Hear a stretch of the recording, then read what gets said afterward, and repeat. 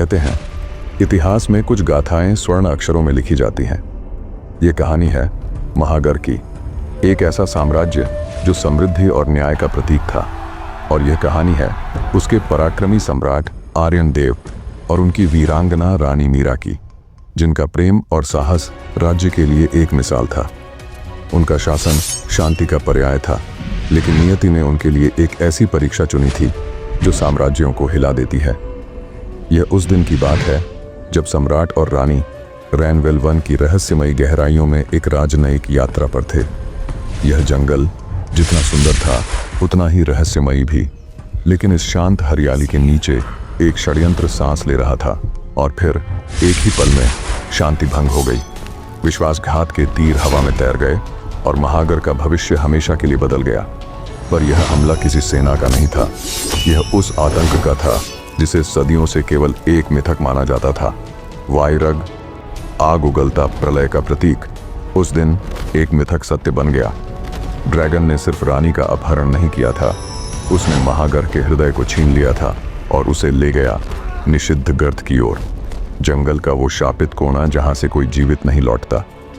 उस रात रैनवेल के किनारे एक सम्राट का हृदय टूट गया था, लेकिन उसकी आत्मा में एक ज्वाला जल उठी थी। उसके दुख ने एक अटल संकल्प को जन्म दिया। उस रात एक सम्राट ने अपना मुकुट उतारा और एक योद्धा का पथ चुना।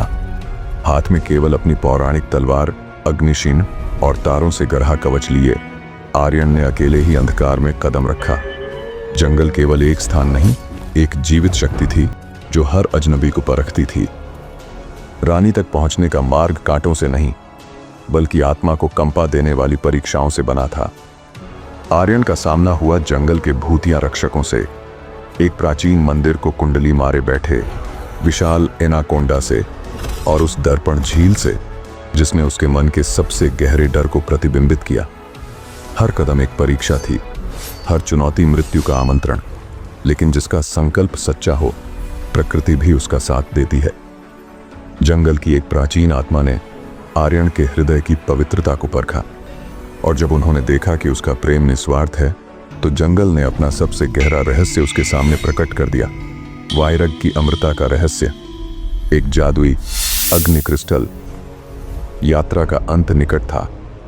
आर्यन उस प्राचीन ज्वालामुखी के द्वार पर खड़ा था जो वायरग का घर था। यह लावा और राख का नर्क था, अंधकार का हृदय। यह वो द्वार था जिसके पार या तो विजय थी या सर्वनाश। और फिर वो युद्ध हुआ जिसे सितारे भी देखने के लिए ठहर गए। आकाश और धरती कांप उठे जब दो महान शक्तियां टकराईं, एक घृणा की ज्वाला और दूसरी प्रेम के संकल्प की। वायरग की आग और अग्निशीन की लौ के टकराव ने जंगल को हिलाकर रख दिया। विजय की कीमत महान होती है।